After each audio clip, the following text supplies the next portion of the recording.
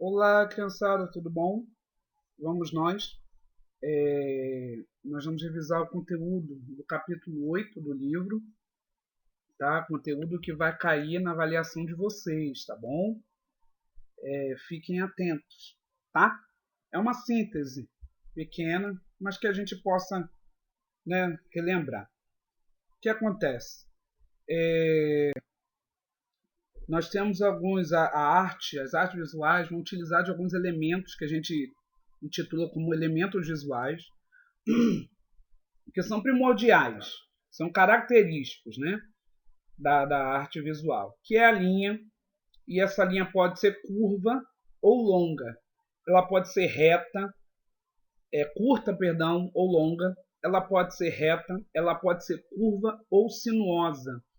Ela ainda pode ser falhada, ela pode ser, alguns vão dizer enrolada, mas quase que não tem, né? Que são as linhas em formato de espiral. São linhas curvas ligadas. Ela pode ser pontilhada também. Ela pode ser fina ou espessa, grossa, tá? Nós utilizamos também da textura, e a textura, ela na arte visual, ela é um pouco diferente, né? Ela dá a ideia como se a gente fosse tocar na textura a palavra, mas na arte ela essa sensação da gente querer tocar, ela pode ser provocada visualmente, né? A gente pode criar a ilusão de uma superfície, de que uma superfície ela é macia, ela é rugosa, ou inventar uma com a criação de padrões e tramas, né? A gente consegue, através da pintura, de técnicas de pintura, alterar a textura e fazer com que nós consigamos perceber essa textura, né? Como que ela é. Nós temos a forma, ou forma, acho que é forma mesmo, que alguns artistas utilizam, né, de diversas formas, como as geométricas ou orgânicas. Geométricas são aquelas que a gente tem, né, quadrado, triângulo, retângulo, hexágono, pentágono, paralelepípedo. Nós temos o triângulo, retângulo, enfim, as formas geométricas ou as formas orgânicas, né, que no caso são as formas de encontrar na natureza. O próprio ser humano é um exemplo de pessoa que a gente pode ver em muitas telas, né, de formato, né, vai pintar a pessoa, obviamente pinta um formato orgânico, né? E há aqueles ainda que vão inventar, vão combinar essas formas todinhas, né? Isso é muito interessante. Um dos pintores que muito fez isso foi Piet Mondrian, um artista maravilhoso que conseguia conciliar, né? Nós temos também a cor, que provoca uma sensação imediata ao observarmos a obra. Com a cor, uma composição pode expressar sensações. Sim, gente, as cores elas podem isso, expressar sensações, emoções, atrair, repelir, instigar. Exemplo, as cores quentes, vermelho, laranja e amarelo, trazem uma sensação de energia, amor e perigo. Sendo o amarelo energia, vermelho amor ou perigo, laranja é felicidade, né? São uma das sensações. Já as cores frias, verde, azul e violeta, ou roxo, né? O correto é violeta, já trazem uma sensação de sobriedade, ou seja, de certeza. O verde traz a sensação de calmaria, o azul de sobriedade, mas também de fugiu a palavra aqui a memória. E o violeta traz a sensação de, muitas das vezes, de paz, tá? De algo escuro também, tá? Um ambiente meio de suspense. Nós temos as cores, como eu falei, e temos as tonalidades, que vai ser criado que quando adicionamos branco ou preto a essas tintas, as cores, aí nós vamos torná-los mais claros ou mais escuros. É válido lembrar que não existe cor, não tem força. A cor ela tem intensidade, mas essa intensidade não é medida por força. Nós temos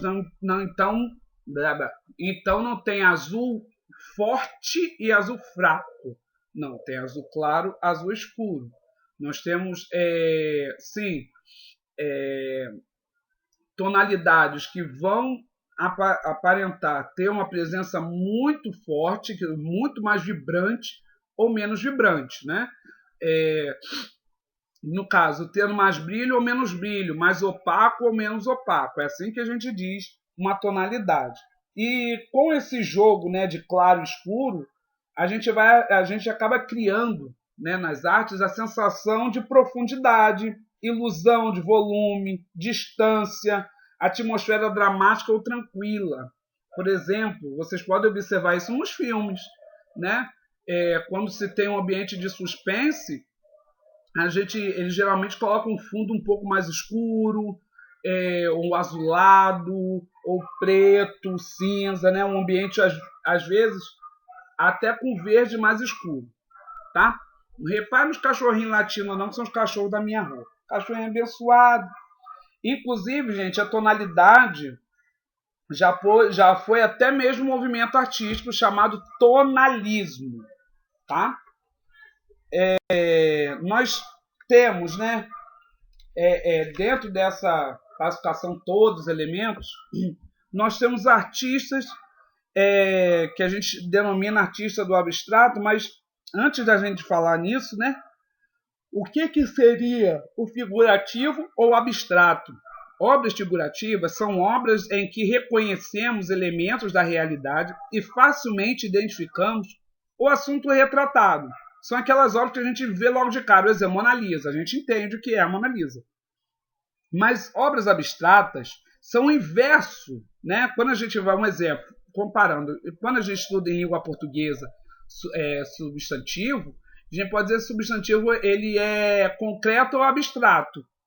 Na arte, a gente também pode falar isso, né? Só que as obras, e a gente diz na língua portuguesa, é o quê? São elementos que a gente não pode tocar, né? Por exemplo, o amor. O amor a gente não toca.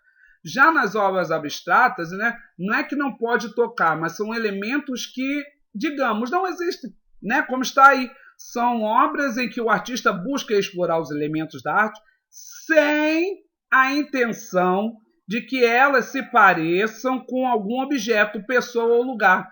O artista está nem aí, ele não está querendo saber se a pessoa vai entender ou não. Ele não tem essa intenção. E é daí que surge o rabisco, né? Aquilo que a maioria das pessoas pergunta, isso também é arte? Ah, isso aí meu primo de 2 anos faz. Não é bem assim, né? E aí o nosso livro ele vai citar 2 artistas, né? A artista sueca Irma af Klint, que vai ser conhecida por seu estilo em que predomina as formas abstratas, e o Wassily Kandinsky. Kandinsky foi maravilhoso, é um artista do abstracionismo, que é um movimento artístico que nós tivemos, se tem no final do século XIX para o início do século XX.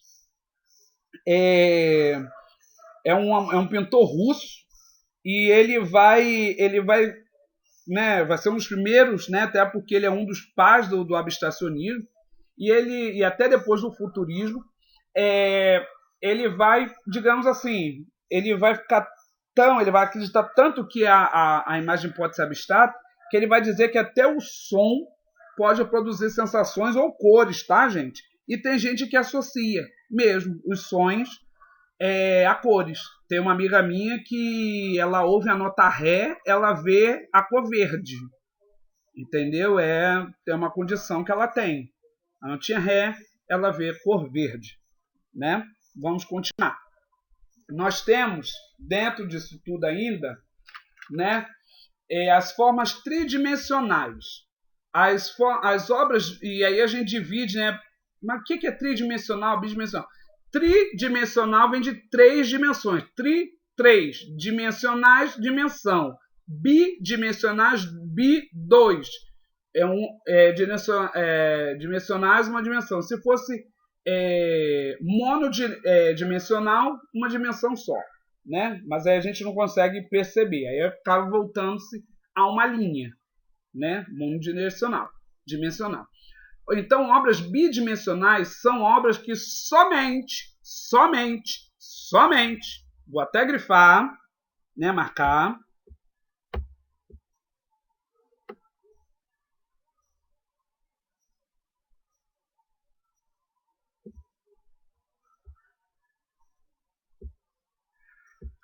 Obras que somente bidimensionais, gente, possuem duas dimensões, que é a altura e a largura. E a gente consegue calcular a área assim, né? Já na arte tridimensional, a obra ela vai possuir, além de altura e largura, ela vai ter mais uma dimensão, que é a profundidade. Por isso que quando a gente vê um filme 3D, ou a gente, né, vê uma imagem 3D, e parece que essa imagem salta do papel, do plano, é porque ela tem profundidade. Se a gente fosse na matemática, isso aí, essa questão de bidimensionalidade, tridimensionalidade, são ramos da matemática, da geometria. E aí, nós digamos que nós temos, isso vocês vão estudar mais a fundo, isso aí lá, se não faz memória, no 9º ano e indo para o ensino médio. Um eixo a mais que a gente consegue desenhar, tá? E aí nós utilizamos, né, os materiais vão ser usados. Inicialmente a gente usava o quê? Para fazer uma escultura ou uma escultura tridimensional, né, uma obra. A gente utilizava pedra, no caso aí a pedra poderia ser o mármore, o granito, pedra, sabão.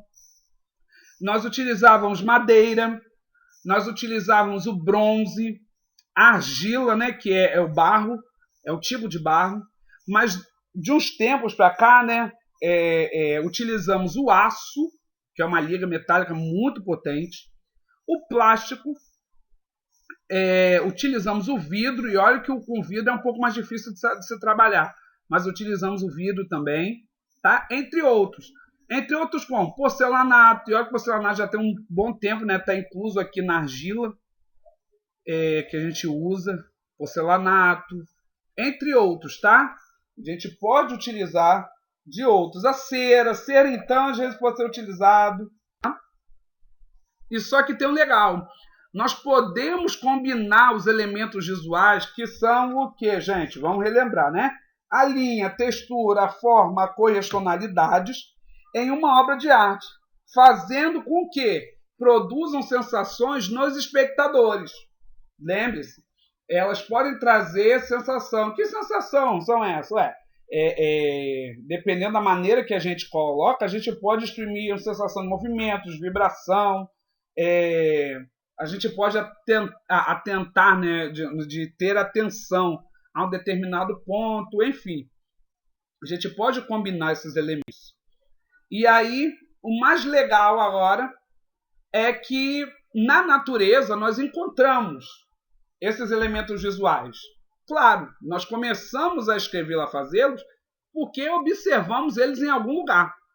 E aí, a natureza ela pode ser o lugar da obra de arte. Né? O que eu sempre falei com vocês, a obra de arte, a arte, ela nunca está presa a um lugar. Ela nunca fica presa a um lugar. E aí, na natureza, a gente pode encontrar folhas, flores, galhos, gelo, pedra, entre outros, né, gente? São materiais que vão ser utilizados. Com esses materiais, os artistas podem traçar o quê? Grandes linhas sobre a terra, empilhar pedras de diferentes formas e tamanhos, tá? E obter novas texturas. Lembra da textura, que não é só uma textura do toque, mas uma textura visual e contraste de cores. Principalmente aqui, gente, contraste de cores, dependendo da hora em que você for observar essa obra de arte, que é ao ar livre. Entendeu? Porque nós temos a luz do sol, obviamente, e a luz do sol ela pode alterar muito a nossa percepção de uma obra de arte. Se tiver um sol de meio-dia, a gente vai estar claro, né, gente, condições normais, o céu todo aberto, não tendo nuvens. Nós vamos ter todo o esplendor do sol, né, mesmo que seja inverno. Mas se for já um sol de 4 horas da tarde para 5, o sol já está, né, já mais caidinho, tá menos luz, a gente está recebendo menos luz, né? E aí nós vamos ter uma outra percepção, tá? Entre outras possibilidades, né? A gente pode ampliar as texturas, os contrastes de cores, isso tudo só utilizando esses materiais aqui, ou seja, materiais que a natureza nos dá. E aí, o que acontece? Esse processo gerou um tipo de arte chamado land art. Que é justamente quando a gente coloca essa arte para fora dos ambientes e usa materiais da natureza. Só que tem um porém, gente. A land art, ela, né, vai possuir